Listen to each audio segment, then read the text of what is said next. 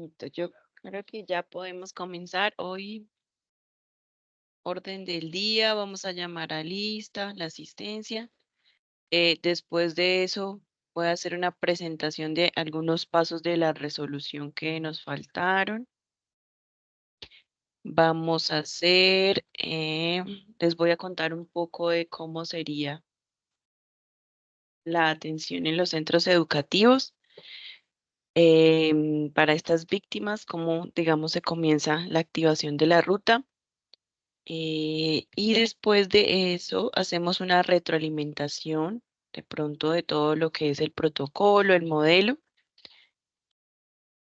Después de eso se van a contestar su quiz y por último voy a llamar a algunas personas que tengo dudas, que no encontré de pronto algunos talleres o de pronto el proyecto em, para así darles como el aprobado del curso.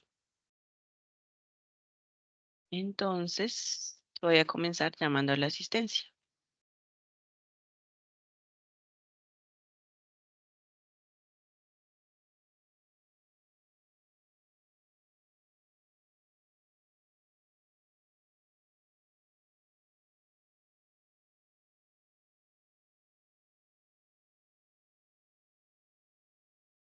Listo. Isabela Páez de pronto está por ahí.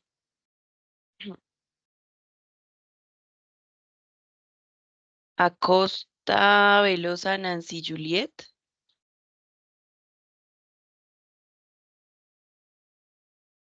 ¿Me escuchan?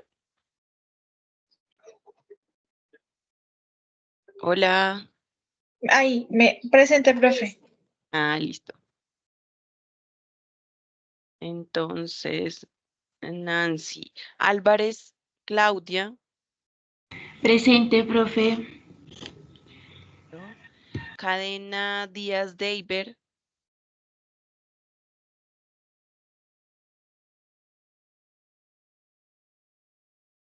Judy Cañón. Ah, Deiber. Judy Cañón. Olga Lucía Cortés. Buenos días, presente, profe. Díaz. Daza Cabrera Diana. Buenos días, presente. Díaz Cano Andrea. Presente. ¿Sí me escuchas? Sí, señorita.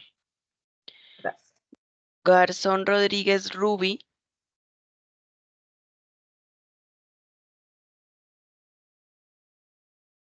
Gilby Trago Lady.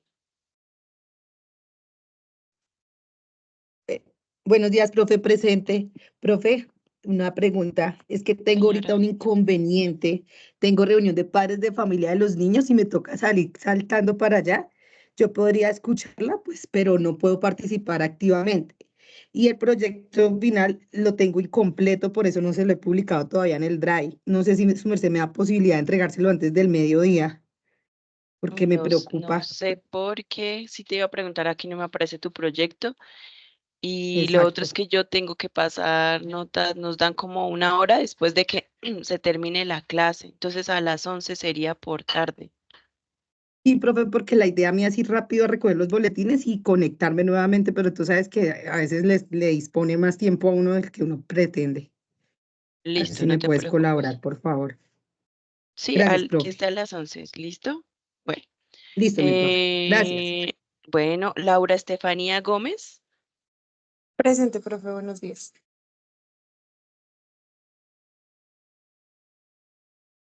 Heidi Gómez. Presente, profe. Lady Vanessa Leguizamón. Profe, una pregunta. ¿A todos les sale, digamos, en la pantalla su merced y la otra mitad Julia Costa o solo a mí? Ya No, entré, ya lo cerré es que y creo que otra Julie vez. tiene la cámara prendida. Ah, ok. Yo ¿Será creo que que está Julie? presentando. Tranquilo. Para que Julie, porfa, revisa tu Perdón, cámara. perdón. No te preocupes, Es que tranquilo. esto está muy loco, perdón. Edilberto Medina, Presente, profe. Yuri Andrea Molina, Morales Luisa Fernanda, Buenos días, profe, presente. gracias. Ocampo Quintana Karen, Presente, profe, buenos días. buenos días. Jessica Pilar Oviedo, Buenos días, presente, profe.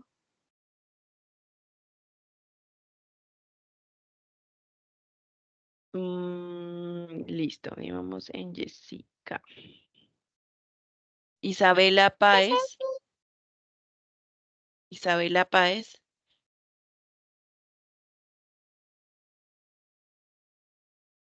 Patiño León Lady, listo, Lady.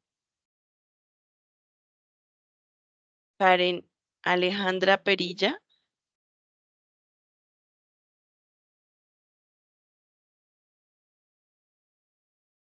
Sandra Rocío Prieto, Presente. Claudia Maritza Quintero, Buenos días, presente. listo, buenos días. Romero Diana,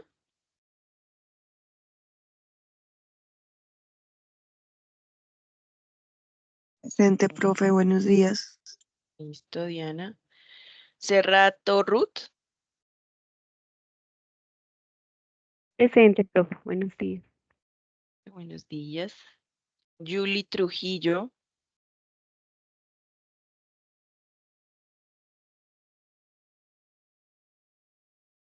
Viviana Vargas, Daisy Velosa, Joana Villamil,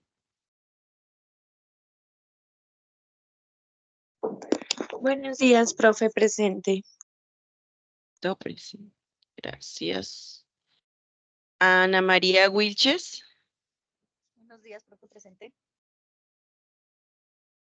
Ana María. Sí, presente. Listo, se te escucha bajito. Listo. ¿Alguien no llame de pronto?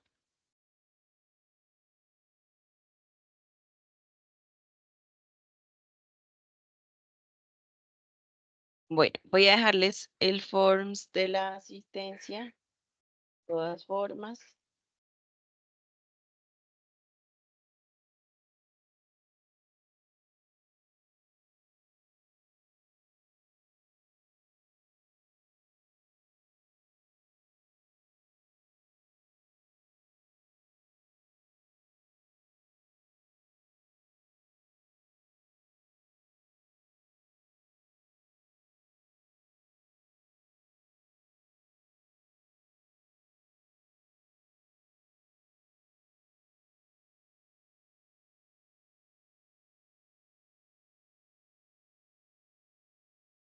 Listo.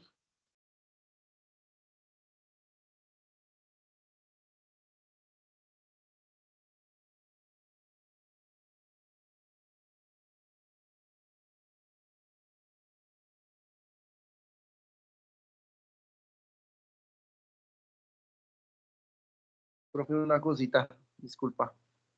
Sí. Es que en cuanto al proyecto, pues yo no tengo computador y como yo te digo, yo ando en un carro ahorita trabajando, pero pues tengo lo que he plasmado, lo hice en el drive. No te escuché hasta donde dijiste plasmado. Pues lo que he plasmado en cuanto al proyecto, que son los 4 pasos, dice plasmar legislación, definiciones y pasos para la atención a víctimas y desarrollo de las habilidades, ¿sí? Sería como que, porque yo sí vi que tenías tu carpeta creada, pero si de pronto no tienes posibilidad de hacerlo, no sé, de forma, sí, en un computador o algo así, sería que hicieras como un tipo folleto, así sea a mano, como puedas, y le tomes como, lo escanees o si lo pongas como en un Profe, PDF. para que eso ¿Se quede ahí puede de revisar, evidencia. Es que se puede revisar en este momento si lo que yo subí quedó en el Drive? cuando Porque lo me falta un subiste, paso. Hoy, ahorita en la mañana. déjame, lo hacemos a final de clase, sí, porfa, me recuerdas. Bueno, gracias. Listo, entonces esta es la última sesión. Nos vamos a ver los pasos que nos faltan. Así de forma muy general, pues estos pasos ya son llevados a cabo llevado a cabo, perdón, por el médico general en la primera atención de la víctima en el servicio de urgencias. Entonces, el paso número 10 nos habla sobre planear los seguimientos clínicos requeridos por la víctima. Acá nos dice que el médico en esta consulta inicial debe dejar debidamente programados unos seguimientos a la víctima que se requieren para informar sobre su importancia. Se requiere informarle a la persona que son importancia para hacerle seguimiento a ella o a su familia en cuanto sea el caso. Entonces, después de lograr esta primera consulta, la consulta de urgencias, se debe generar unas órdenes para hacer un seguimiento a las 2 semanas, a las 4 semanas, a los 3 meses, a los 6 meses y a los 12 meses. Esto tiene un fin de revisar de pronto si la paciente, después de aún haberse le dado de quizás el tratamiento de infecciones contra transmisión sexual, de pronto puede presentar un fallo terapéutico, el medicamento no funcionó, también es para revisar la parte mental y emocional de la persona, también es para seguir haciendo exámenes, por ejemplo, el examen, la prueba rápida de VIH se realiza a los 6 meses, entonces se requiere volver a ese seguimiento a este tiempo. El paso número 11 se refiere a derivar hacia otros profesionales de la salud requeridos para asegurar la atención integral de las víctimas de violencia sexual. Entonces se debe contemplar como mínimo la remisión a los siguientes profesionales. Primero, profesionales sanitarios o de ciencias sociales que estén entrenados en atención a víctimas de violencia sexual que necesitan o solicitan la interrupción voluntaria del embarazo. Profesionales sanitarios debidamente entrenados en efectuar consejería, pres y postes de VIH-Sida. Como les comentaba en algún momento, para hacer esta prueba se requiere una consejería previa porque los resultados no son como fáciles de interpretar para las personas del común y se pueden llevar como una mala experiencia si solo reciben los resultados. Entonces se tiene que tener una consejería pre y post después de recibir estos, antes y después de recibir estos resultados. Profesionales especializados en salud mental como psiquiatría, psicología, lo que nos comentaba ayer Juliet en su presentación, expertos en psicoterapia a víctimas de violencia sexual, equipos interdisciplinarios en salud mental, otros médicos y médicas especialistas que se requieran para la atención integral de lesiones o condiciones clínicas, que de pronto la persona en medio del ataque, del abuso, sufrió heridas, de pronto que lastimaron su rostro, que necesita cirugía plástica, que hubo alguna fractura de algún hueso, que hubo daños de pronto en los genitales, entonces que necesita ginecología, que necesita urología, que necesita cirugía. Todos estos profesionales están contemplados también dentro de esta resolución. El paso número 12 habla sobre derivar a otros sectores involucrados en la atención inicial del abuso sexual. Entonces, si el caso en primera instancia fue identificado por el sector salud, es decir, al primer servicio, a la primera institución que acudió la víctima, fue al sector salud, entonces el médico debe derivar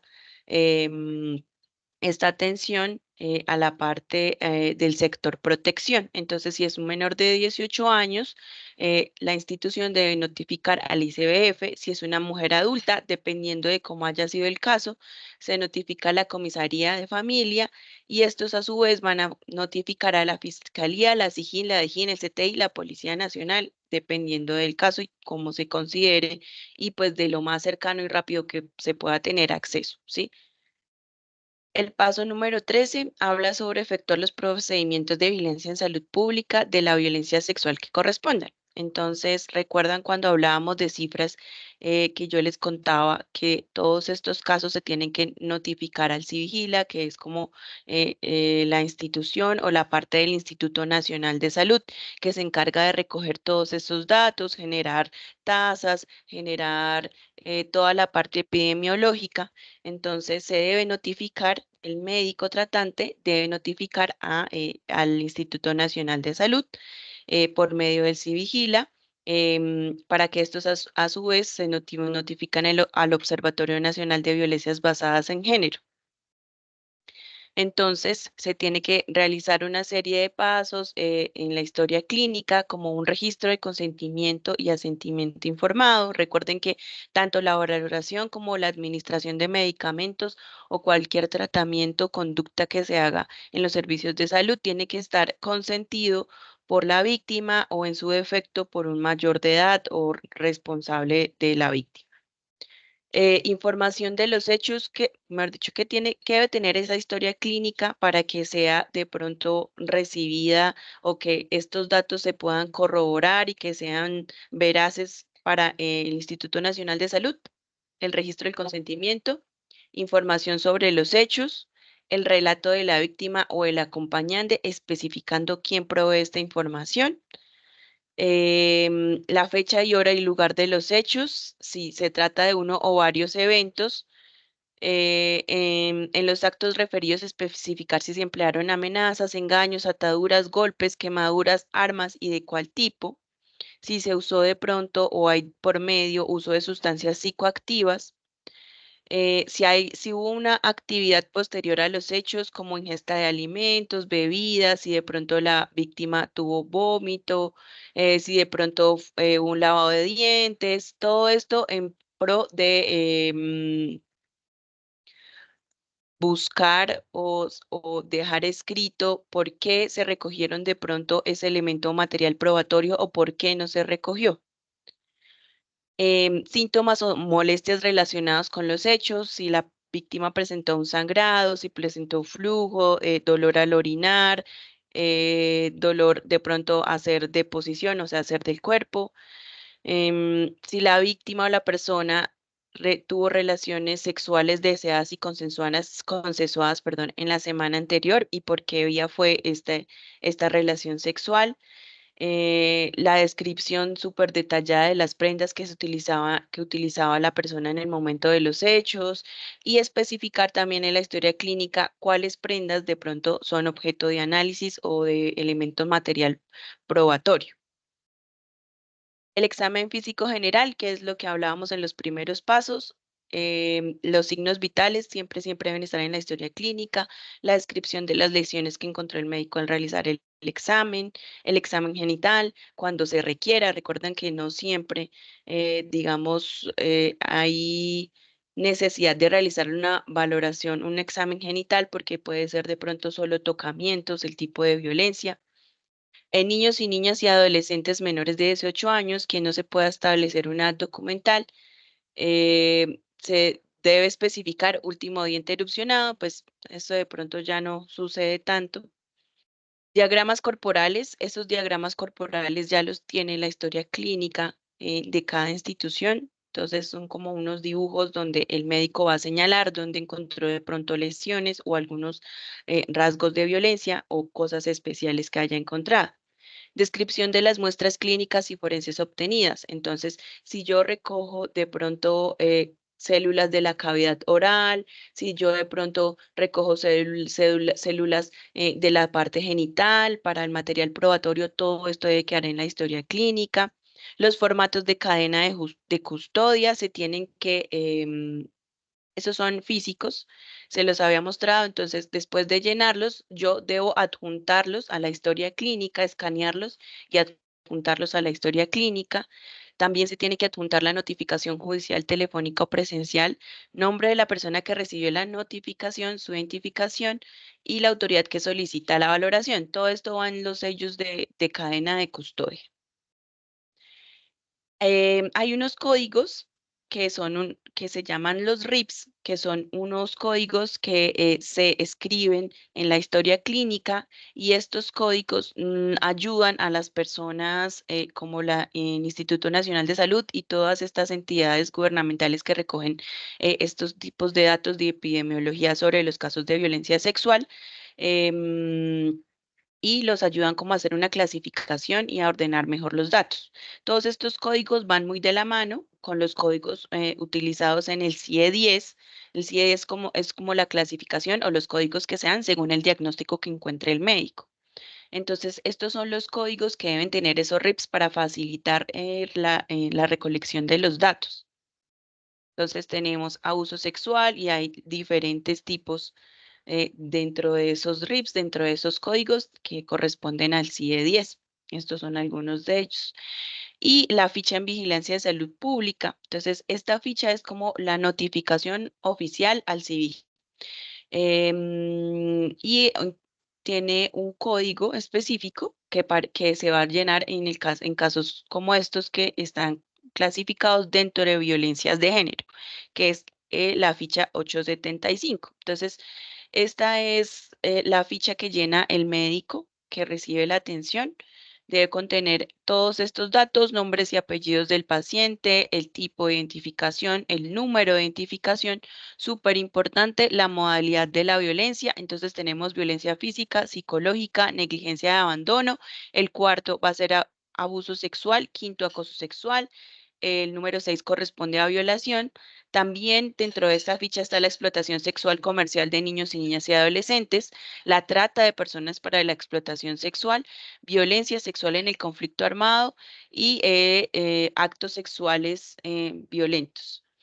También se tiene que clasificar la situación o condición de vulnerabilidad de la víctima. Si de pronto es una persona que se dedica a ser reciclador, si es un líder cívico, si es un profesor, si es un servidor público, si pertenece a la fuerza pública, si es un estudiante, si es otro o si es un trabajo doméstico.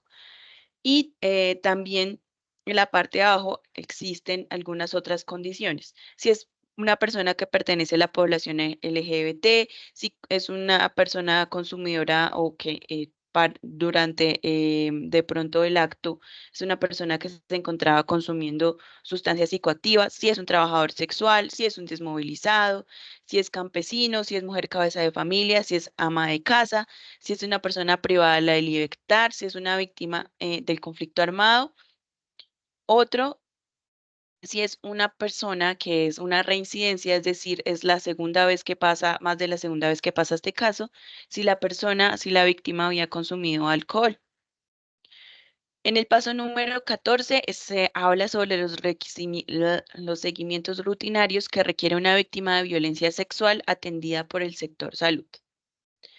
Entonces, es necesario que el profesional de medicina dé un seguimiento ambulatorio, ¿sí? Dependiendo de lo que vea que sea necesario hacerle seguimiento a la víctima. Lo que hablábamos, de pronto interconsultas con algunas especialidades, si vemos que después aunque pues la valoración de psiquiatría, la misma psiquiatra tiene que dar el control, pero si lo ve necesario dar el control de psiquiatría, dar el control de ginecología, derivar de pronto a trabajo social. Todo esto en tiempos de corto, mediano y largo plazo. Y el paso número 15 es efectuar un adecuado cierre del caso. Este es el último punto. Entonces, el médico o médica general que se encuentra a cargo de la atención inicial de urgencias o del seguimiento ambulatorio del caso de violencia sexual debe hacer un adecuado cierre, contar con una evaluación sintética sobre la caracterización del mismo, el manejo dado y los pronósticos obtenidos. Entonces, el médico tiene que hacer una propia retroalimentación sobre el caso para dar indicaciones. Entonces, una de esas indicaciones o de esos procedimientos va a ser dar una educación a la víctima en cuanto a los derechos de información sobre promoción de la salud, salud sexual y reproductiva y prevención de futuras victimizaciones sexuales. Tiene que tener muy en cuenta el contexto de la persona.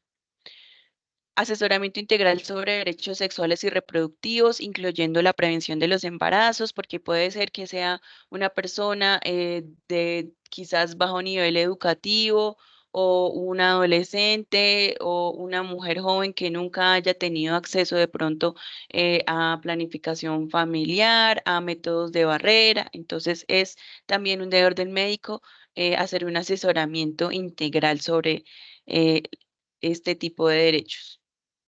Hasta ahí van como los pasos que nos faltaban abarcar del modelo y protocolo de atención integral. Les quería contar estos documentos que estuve leyendo sobre el abordaje pedagógico de las situaciones de riesgo. Habla sobre cuando se presentan este tipo de violencias en las instituciones educativas. Entonces, hace muy poco en realidad surgió este protocolo, en realidad es del 2022. Si alguna conoce alguno anterior, me cuenta, pero siento que es muy reciente. ¿Cómo surgió este abordaje pedagógico? Entonces, el Ministerio de Educación Nacional expidió una directiva, esa directiva se expidió en marzo del 2022, con unas orientaciones para la protección integral de los niños, niñas y adolescentes con acciones precisas para prevenir, combatir y actuar ante toda forma de violencia sexual en entornos escolares.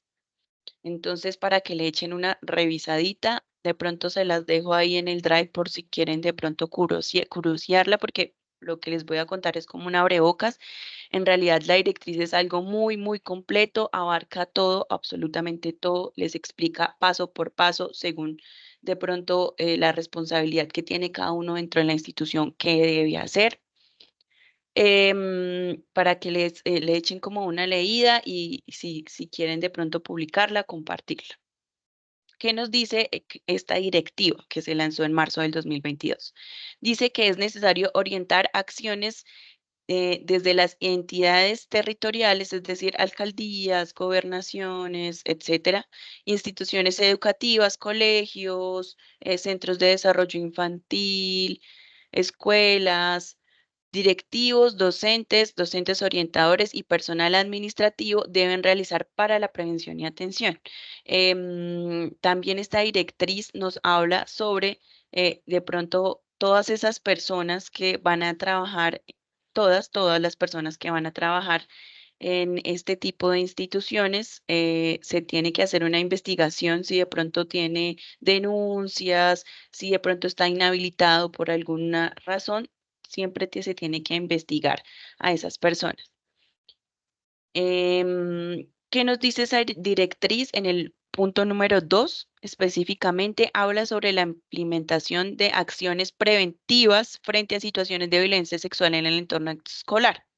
Entonces aquí nos dice que en estas acciones preventivas, uno de los responsables o el principal responsable o los principales responsables van a ser los comités de convivencia escolar.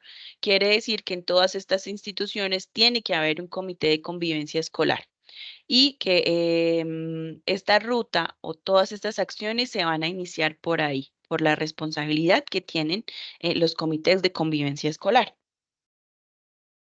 Habla sobre algunas acciones pedagógicas para la prevención de violencia sexual. Entonces, es lo que estábamos hablando, lo que hemos hablado cuando hablamos de población menor de edad.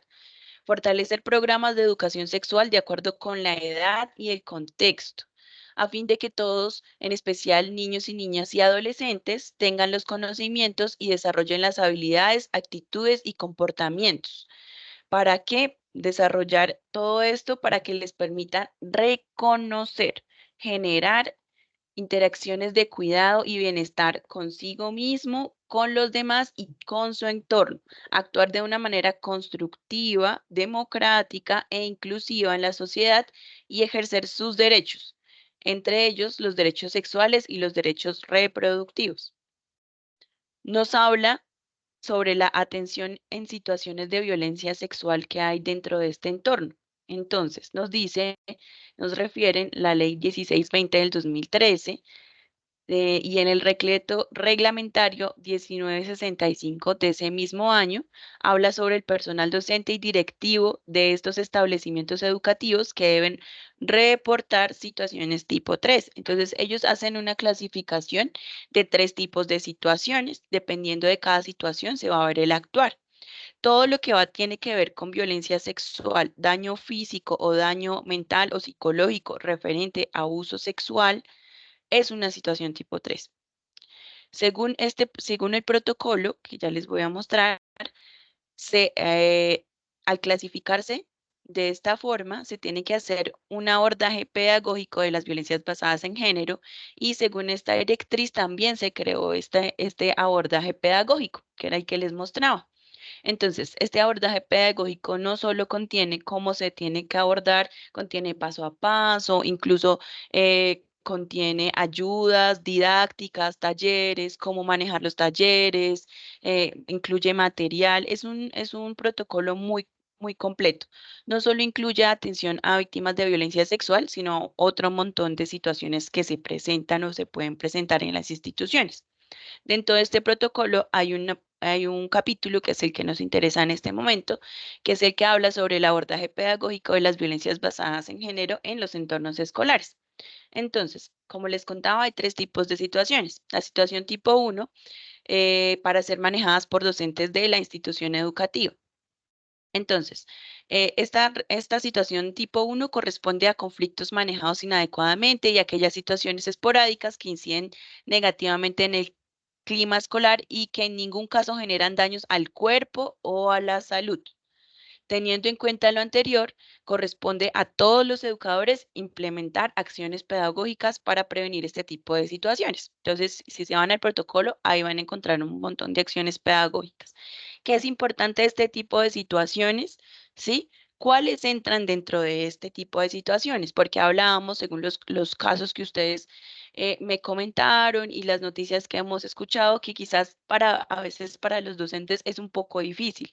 Y pues tiene todo el sentido del mundo, porque no todo el tiempo quizás uno está expuesto a ese tipo de situaciones, pero aquí nos muestra cómo identificarlas, ¿cierto? Entonces, esta es una lista de verificación para distinguir comportamientos sexuales que son expresión de un desarrollo saludable de la sexualidad. Entonces, primero, el objetivo del niño o la niña de pronto en esta situación es obtener información para resolver sus inquietudes. Entonces, que profe, que de pronto no sé, ¿cómo nacen los bebés? Se me ocurre una pregunta, ¿sí? Entonces, es quizás el desarrollo, ¿sí? Es la expresión de obtener información. Otra situación ocurre entre niños de la misma edad, estatura, nivel y desarrollo de conocimientos. Entonces hay curiosidad en los niños de la misma edad, ¿cierto? Sin que esto vaya a afectar la salud o el cuerpo del otro. Tercero, la participación es espontánea y voluntaria. Uno no ve que de pronto el niño está coercionado. También hay una relación afectiva entre los involucrados. De pronto son niños, son hermanos, son primos, son amigos. Ocurre por periodos limitados de tiempo en diferentes momentos de la vida. No ve uno que de pronto el niño todo el tiempo está teniendo una conducta hipersexualizada, sino más bien es de inquietud o de duda. La curiosidad por asuntos sexuales es similar a la que manifiestan por otros aspectos. Entonces, no solamente está preocupado o buscando información o muy inquieto por cosas o temas sexuales. Todos los involucrados están disfrutando, digamos, del juego, ¿sí?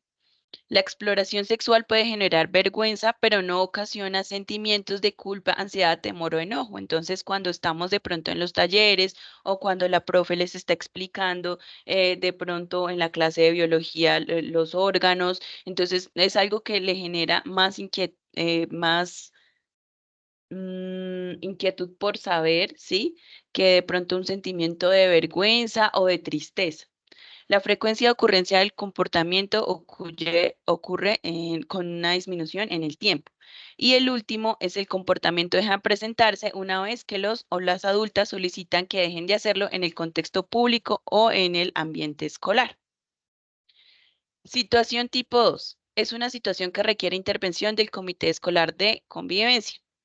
¿Cómo se presentan estos casos? Entonces, Siempre tener en cuenta que si se presentan daños al cuerpo o a la salud o acciones de intimidación escolar, se tiene que activar la ruta de atención, remitiendo a un hospital, a un centro de salud o institución de salud disponible en la zona. Todo lo que les comentaba.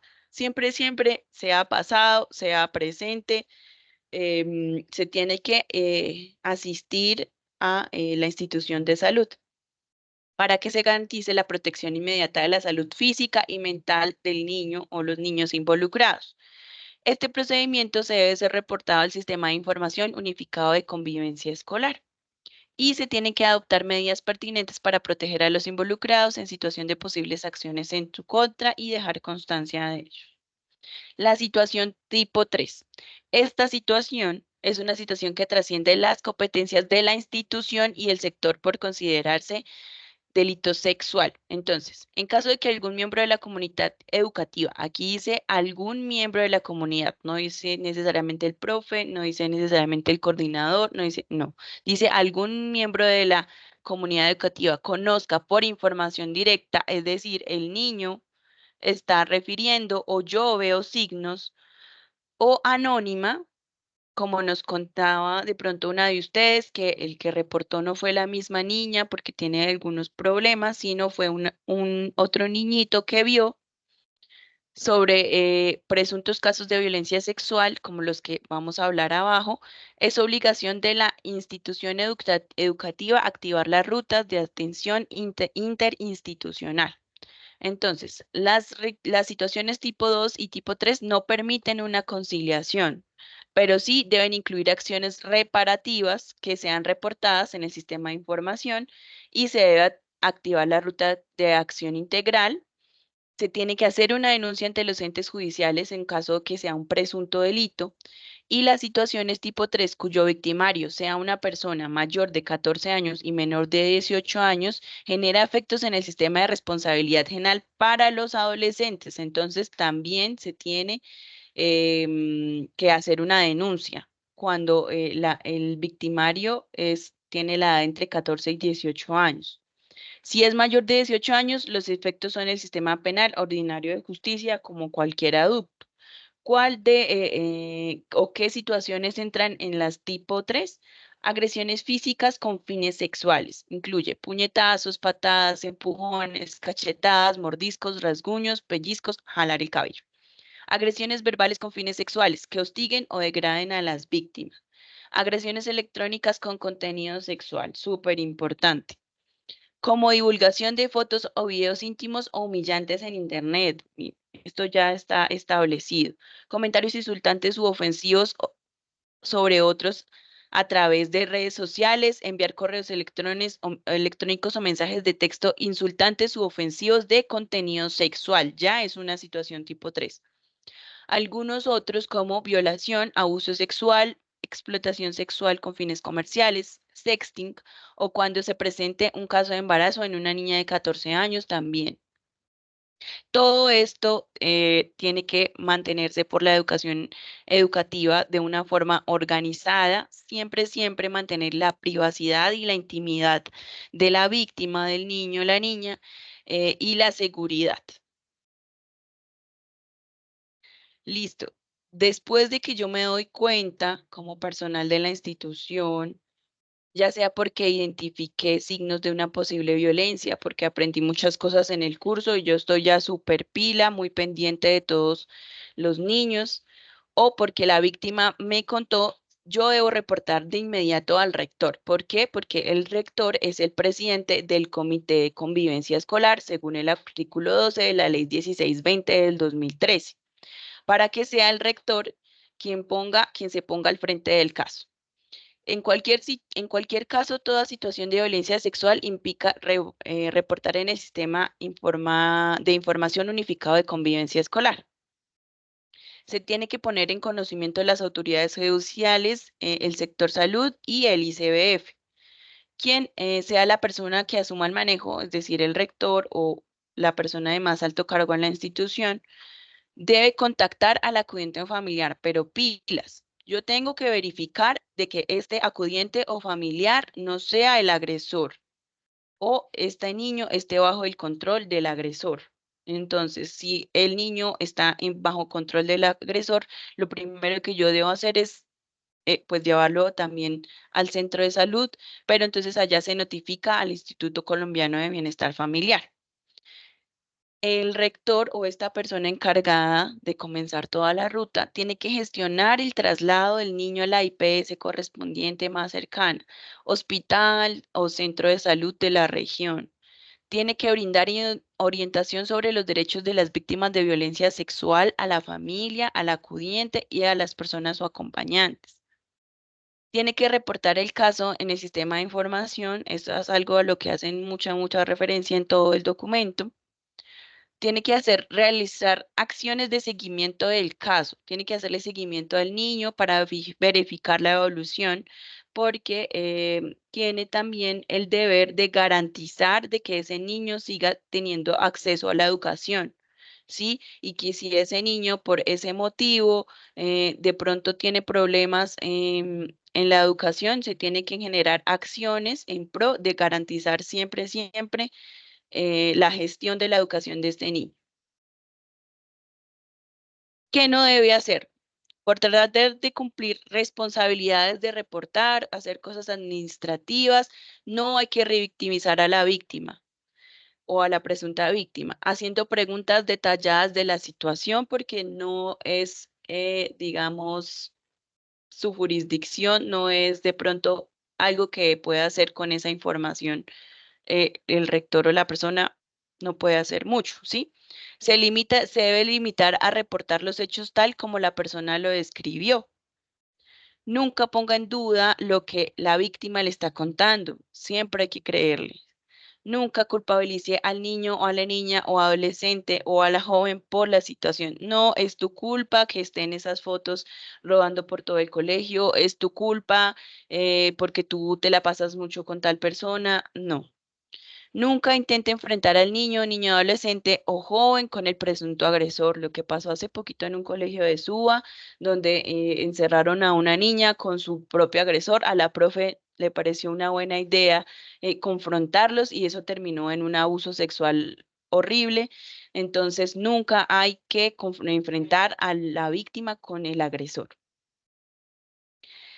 Esto es como un resumen de la situación tipo 3, entonces se activa el protocolo de la situación tipo 3, se llama a la línea 123 o cualquier contacto de salud del territorio y se acompaña hasta que la víctima sea atendida en salud. Se informa a la Policía Nacional, a la Fiscalía General de la Nación, al ICBF como tercer paso. En el cuarto se denuncia ante la Comisaría de Familia. Y de ser necesario, si hay personas preparadas para ello, realizar primeros auxilios psicológicos y medidas de contención emocional para posibles situaciones de crisis, todo lo que nos contaba ayer Juliet. Guardar, como siempre, la confidencialidad máxima, el respeto y la dignidad de la víctima, convocar a la familia o acudiente, si estos no son el agresor, súper importante, reportar en el sistema de información unificado de convivencia escolar, adoptar e implementar acciones de promoción y prevención y realizar seguimiento para garantizar la trayectoria educativa de la víctima. Eso era en cuanto a la ruta en instituciones educativas. Este es un resumito de todo lo de la resolución, de todos los pasos, así rápidamente para que ustedes se vayan con la información muy fresca. Entonces, cuando hay una sospecha de víctima de violencia sexual, en urgencias, súper importante el registro, ficha epidemiológica, que es la que les mostré, la 875, historia clínica completa. Si de pronto estoy en una institución que está muy alejada y necesito valoración por ginecología o que en la institución donde yo estoy no hay servicio de psicología y de psiquiatría, lo que se hace es remitir a la víctima y ese remisión y traslado se tiene que hacer en una ambulancia. La clasificación del triage, que como habíamos dicho, si es un evento ocurrido en las primeras 72 horas, es un triage 1. Si es un evento ocurrido después de 72 horas, es un triage 2, pero siempre va a ser una urgencia. Se activa el código fucsia. Entonces, en las instituciones de salud se activa un código por colores. ¿Con qué fin se hace eso? Con el fin de mantener confidencialidad de los casos y de los pacientes. Y entonces se les asigna un color. En el caso de Bogotá, se le asigna el color fucsia. Entonces, cuando en una institución de salud dicen, no, se activa el código fucsia, quiere decir que en esa institución hay una víctima de violencia sexual. Y así se hace para otro tipo de situaciones, que hay una persona armada. Entonces, en unas instituciones, no, esto es un código verde, que la persona, por ejemplo, se usa mucho en ginecología, cuando una mujer tiene un embarazo y empieza a sangrar demasiado, entonces es un código rojo, ¿sí? Es un código de colores dentro de cada institución que se activa dependiendo de la situación. Cambian los colores también dependiendo del departamento. Por ejemplo, en Boyacá se llama código verde, en Villavicencio, en el Meta se llama código lila, en otros lados se llama código blanco. Es como una metodología que ellos utilizan para no tener que hablar o exponer todo el caso y a la víctima. Miramos si es menor de edad. Sí, es menor de edad, se notifica al ICBF o a la Policía de Infancia y Adolescencia. Si no, se llama inmediatamente a la policía y a toda esta parte judicial. Sea súper importante, después de hacer la notificación, el médico no es como que va y llama, sino informa a las personas de la parte administrativa que están encargadas de eso para que ellos hagan la notificación. Mientras tanto, el médico está haciendo una estabilización física, mental y emocional, si es necesario. Después de eso se hace la anamnesis, que es como la entrevista donde yo recolecciono todos los datos que el paciente me refiera. Se hace un diligenciamiento del consentimiento informado, se educa al paciente de la familia, se realiza un examen físico y mental completo, se realiza una toma de muestras forenses, embalaje y cadena de custodia, que posterior a la salida del paciente o si llega de pronto la policía judicial, se tiene que hacer una entrega de este material probatorio. Se ordenan y se toman para clínicos, entonces exámenes para infecciones de transmisión sexual, prueba de embarazo rápida, antígenos contra hepatitis B, se realiza y se formula la profilaxis, entonces son todos estos antibióticos para estas enfermedades, incluyendo VIH. Sea, que recuerden que esta profilaxis dependía mucho del peso del paciente y si era mayor o menor de edad. Se hace el reporte o se diligencia una ficha epidemiológica al Instituto Nacional de Salud. Se hace remisión, que ya son los últimos pasos. Si es menor de edad, lo tiene que ver sí o sí pediatría, dependiendo del caso, ginecología, obstetricia, urología. Siempre se tiene que asegurar valoración por psicología y psiquiatría y se tiene que hacer un seguimiento, como les contaba, y posterior a eso se hace ya un cierre del caso. Listo. Esta es una información que me pidieron desde Colsubsidio que se les brindara. Ya finalizamos nuestro curso hoy, entonces recuerden siempre el poder de la perseverancia y la pasión en todo lo que hagan, por pequeño o grande. Este logro de terminar este curso es solo el comienzo de un futuro lleno de oportunidades y posibilidades infinitas con todos estos conocimientos que acabamos de adquirir. Es el momento de mirar hacia adelante con optimismo y confianza, utilizar lo que aprendieron acá como base sólida para alcanzar sus metas más altas y hacer realidad sus aspiraciones. Felicitaciones a todos. En nombre de todo el equipo docente, los felicitamos por su logro y deseamos que tengan todo lo mejor en sus próximos pasos. Que sigan avanzando con valentía y determinación como lo hicieron en todo el curso. Listo. ¿Cómo descargar su certificado? Si quieren, tómenle pantallazo. Al finalizar el curso de Colsubsidio, expira una constancia de asistencia digital en el marco de la educación para el trabajo y va a tener un enlace que no me quedó ahí. Ahorita se los dejo. Ah, no, aquí está, que está clarito.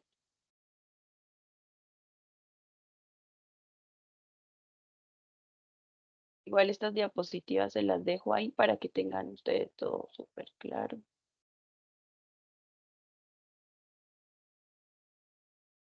Pueden descargar, perdón, la constancia de la asistencia 10 días hábiles después de que finalizaron el curso.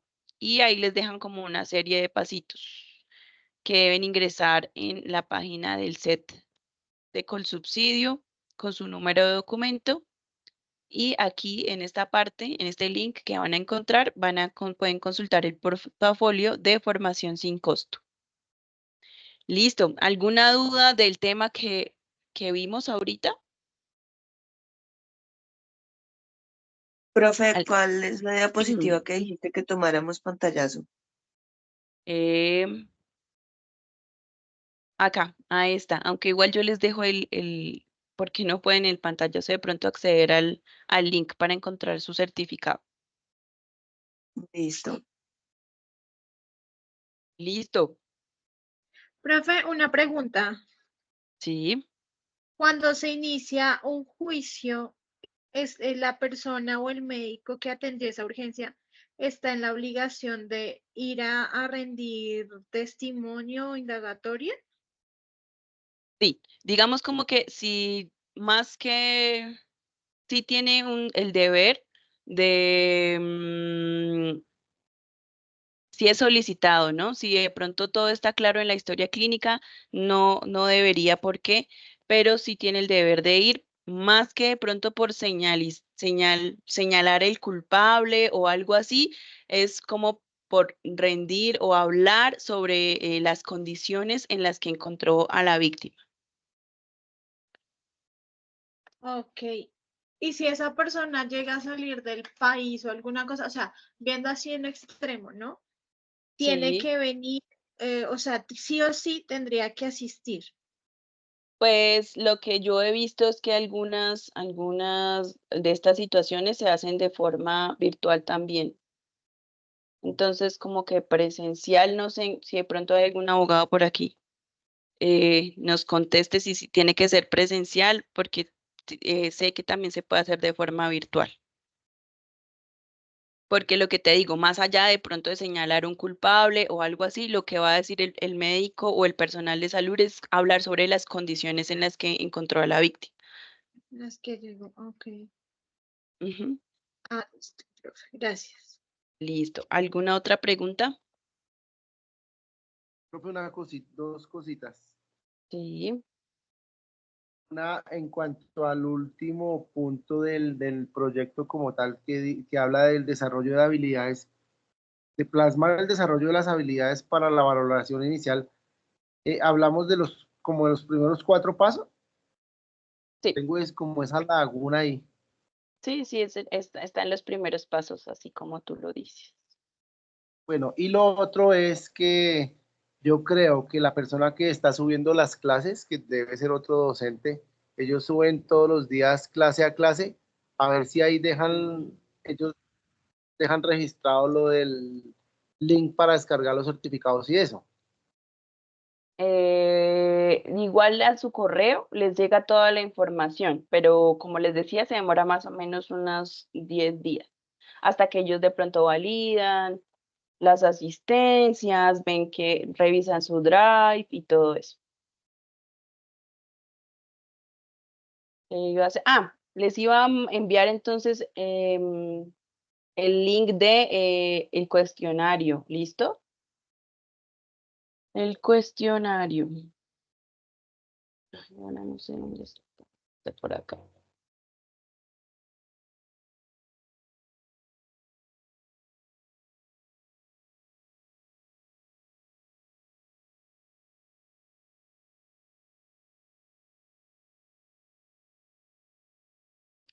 Profe, mientras una pregunta. Nosotros todo lo que vimos, pues es el paso a paso que se debe realizar y pues nos queda claro cómo es, pero una persona del común llega hasta el paso de solamente remitir la urgencia, ¿sí? O sea, si yo estoy acompañando a alguien que me contó, mi responsabilidad va hasta decirle, tienes que irte para urgencias, ¿sí? Sí, si es un mayor de edad, sí. Si es un menor de edad, pues la idea es como, bueno, aunque igual allá en el servicio de salud tienen que garantizar que esté el Instituto Colombiano de Bienestar Familiar, siempre. Pero sí, hasta ahí iría. Y pues ya si tú estás capacitada en primeros auxilios psicológicos, que, Ujú. que todos deberíamos de Y pronto estar capacitados en eso. uso no se lleva a cabo totalmente. Digamos, bueno, yo tuve un caso hace muchos años donde un tío intentó violarme. Yo a él lo vi completamente desnudo. Él estaba ya listo. Gracias a Dios, bueno, tuve cómo salvarme, pero él no lo alcanzó a hacer. Yo pues, siempre tengo como el cargo de conciencia de no haberlo denunciado. Él hoy en día está en la cárcel porque violó a sus hijastras, pero en el momento, como no se llevó a cabo, como siempre piden pruebas, siempre piden, o sea, hay cómo se maneja cuando no se lleva a cabo, pero estuvo toda la intención. Igual tienes que ir a la comisaría de familia o a la policía para denunciar el caso, ¿sí? Porque eso es un precedente. Entonces, pues bueno, digamos que él ya está privado de la libertad, pero eso hubiese podido ser como una prueba más, ¿sí? Bueno, en caso donde, digamos, no hay las suficientes pruebas, pudiese sido también como un antecedente en el que él ya está indicado que ha tenido este tipo de comportamientos. Pero siempre, siempre hay que denunciar. Yo sé que eso es muy difícil, porque Sí, porque el otro ¿cuántas? día, o sea, si no hay pruebas, igual lo hubieran dejado libre, porque pues no había pruebas. Sí, sí, pero Pero, sería al menos como, por ahí está profe, nuestra eso se puede abogada. tomar como una agresión sexual, digamos, no como un acceso carnal violento, pero sí se tipifica como agresión sexual. Y eso ya da cuenta de que hay una intención de hacer daño. Entonces, cuando le decimos que fue una agresión sexual, porque eso se entiende también como cualquier intento, bien sea visual, tocamiento, sin necesidad de penetración, ya estás violando mi intimidad y estás traspasando esos límites. Entonces, eso también lo podemos manifestar ante, pues, ante los entes judiciales, porque ya lo están tipificando también como si Como fuese una violencia, violación. Ujú. Vale, gracias. como una violencia, y también se tiene que entrar a investigar. Gracias. Listo, les dejé el link del cuestionario, son las 9:08. Una pregunta. Sí, En, en el tema de las denuncias, si sí. la persona decide no denunciar, porque es que a mí me queda como la duda, de acuerdo a lo que yo estaba leyendo en la resolución, Ujú. pues aparece que debe, o sea, que es obligatorio, digamos, hacer el reporte y que la única excepción para no hacer el reporte es que esté en peligro la vida. Pero si la persona no quiere denunciar, Pues es muy difícil porque de pronto sin una denuncia formal, pues cuando es menor de edad, recuerden que sí nos decía que puede directamente la víctima hablar o alguien decirme, ¿sí? Ahí se activa la ruta.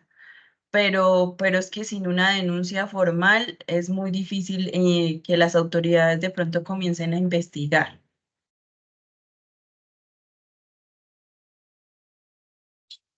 pero si la persona no quiere, o sea, pues digamos que, no sé, yo pienso, estoy poniendo un caso hipotético porque no conozco ninguno, pero digamos que sea un hermano o algo así, que definitivamente la persona diga yo no quiero denunciarlo.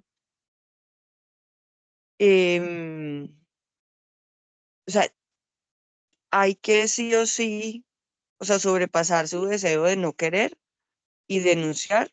O sea, el médico o la institución de salud tiene que hacer ese reporte o no, Sí, o debe sí. respetarle No, recuerden que siempre, siempre, si yo soy más y más como personal de salud, nosotros tenemos el deber, porque dentro de los principios con los que nos forman a uno y em, dentro de los principios sí, de la salud, es como está la beneficencia, no maleficencia. Entonces, ¿qué quiere decir esto? Que yo todo lo que haga va a estar encaminado en generar o en promover la salud. Entonces, la salud no solo física, sino la salud mental. y es un deber también de las instituciones de salud garantizar el acceso a la justicia y a la protección. Por eso se habla de una atención integral. ¿Sí? Yo tengo que notificar, ¿sí? Yo como personal de salud no hago la denuncia, yo notifico. Entonces, el notificar implica que yo informo a las autoridades de que esta persona está sufriendo esto.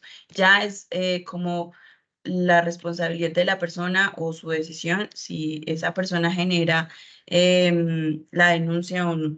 Pero como personal de salud, yo siempre debo notificar. Edilberto, estaba viendo y tú no Gracias, tienes profe. nada en tu carpeta. Vale, Marjorie. Estaba viendo y tú no tienes nada en tu carpeta, Edilberto.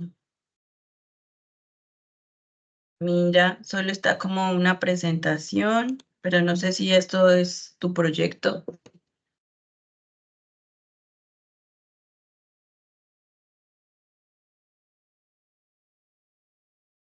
Listo, está ahí el cuestionario.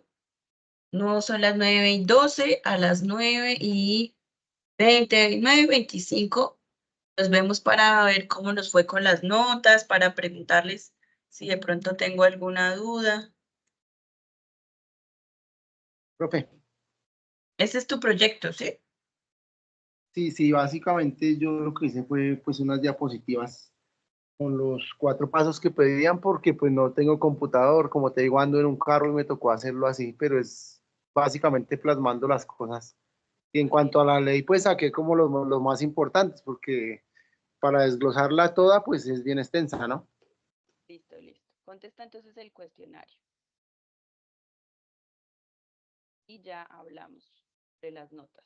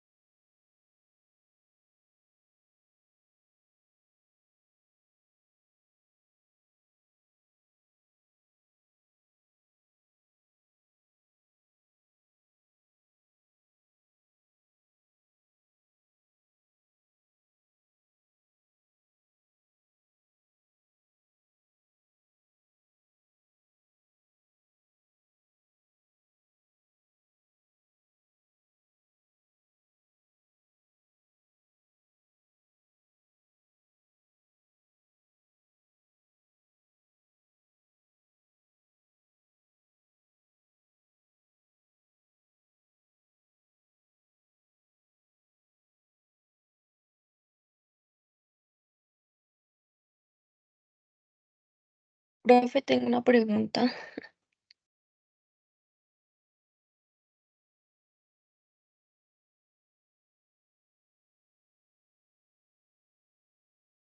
Ya.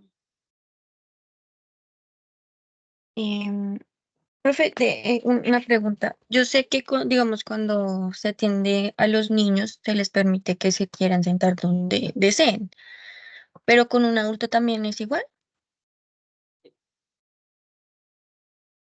Frita.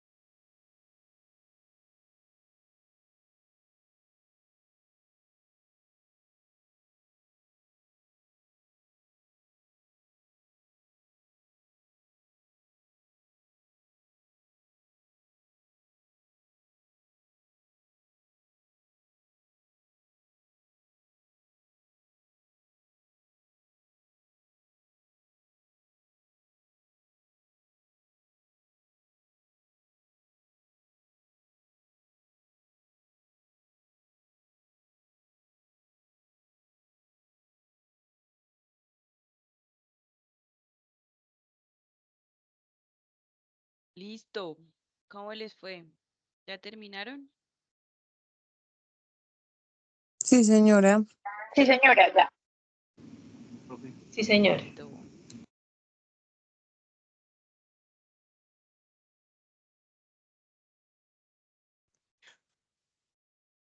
Profe, yo tengo una pregunta frente al cuestionario, Sí, cuéntame. pero ya todos acabaron. Pareciera. Bueno, Todos profe, pues mi felices. pregunta era, ¿la hago ya o ahorita más tarde? Sí, yo creo que ya, tranquila, no te preocupes. Ah, bueno. Profe, digamos la pregunta 10 que me generaba duda, que la leo. Sí, Decía, ¿cuál es el enfoque recomendado para facilitar la comunicación y la expresión emocional durante las sesiones de terapia?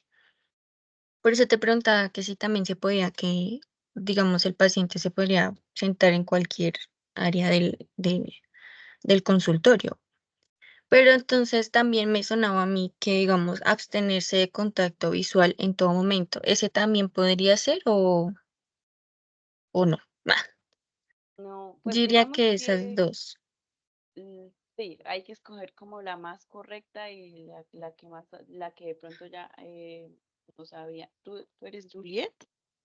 No, No. no.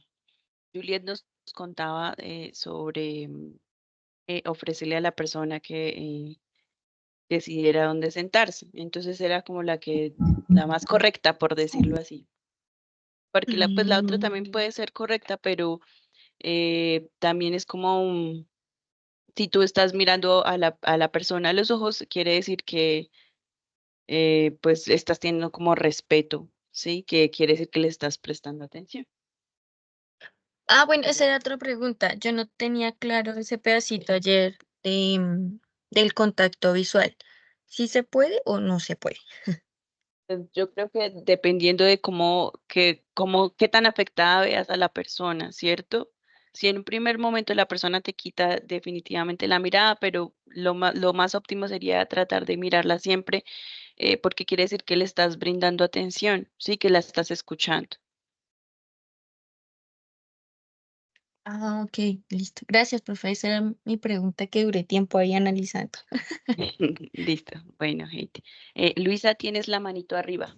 Sí, pues quería hablar de esa pregunta y es que pues necesariamente siempre en cualquier situación de psicoterapia hay que buscar el contacto visual, ¿no? Y eso es lo que ayuda a que haya una mayor confianza, haya una cercanía, ¿sí? Entonces creo que pues digamos que esa es una posible opción para poder generar un buen ambiente, porque si no se hace así, pues a veces de alguna manera hay dificultades, ¿no? Sí, sí, señorita, tienes razón. Ujú. Listo. Entonces, gracias, Luisa. Unos pequeños reconocimientos a las personas que más participaron, que más pusieron empeño a sus talleres, a su proyecto final. A Claudia Álvarez, a Laura Gómez, a Heidi Gómez, a Luisa Morales, a Lady Patiño y a Claudia Quintero. Si quieren tomarle un pantallazo. Y Gracias, profe. también, bueno, felicitaciones también a Ruth, a Joana y a Ana María Wilches, igualmente por su participación, por poner mucha dedicación y su empeño y por toda la atención que estuvieron prestando a lo largo del curso.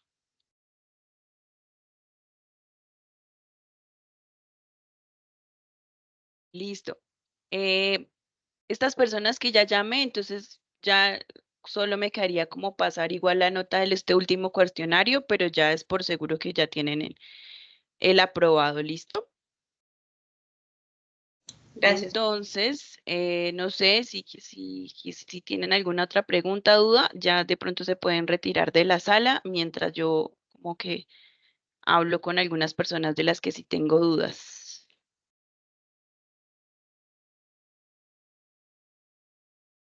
Muchas gracias a todos por la participación. De verdad que fue muy, muy enriquecedor tener un grupo tan interdisciplinario. Gracias, profe. Bueno, felicitaciones, que tengan buen día. Bendiciones a todos. Gracias. Gracias, profe. Hasta luego. Hasta luego. luego. Hasta luego. Profe, una pregunta. Sí. ¿Sabes dónde se puede hacer el curso de primeros auxilios psicológicos? Ay, sí, vi tu pregunta ahí. No, la verdad no. Pero, o sea, como tal certificado no sabría decirte. Pero me dijeron nos dijeron también que propusiéramos en CIT algunos cursos. Voy a proponerlo porque sí me parece súper importante. De pronto, con esa idea lo puedan abrir en estos días, pero no sabría decirte. En la Gracias, Universidad profe. de Cataluña, ellos hacen algunos diplomados todos virtual, entonces podrías buscar Universidad de Cataluña. Muchas gracias, lo revisaré. Sí. Bueno, Creo que en esa universidad hay uno sobre atención en el duelo. ¿Mm? Profe, yo también tengo una pregunta. Digamos, yo Cuéntame. también soy recién graduada de jefe y estoy haciendo los cursos para poder entrar a trabajar. Yo quería Ajá. saber si su merced sabe de algún lugar donde pueda hacer los cursos de gestión al duelo, de BLS, ACLS. Es que estoy súper perdida. O sea, hay muchos, pero entonces no sé qué tan confiables son. Su merced, ¿qué me aconseja? Pues digamos que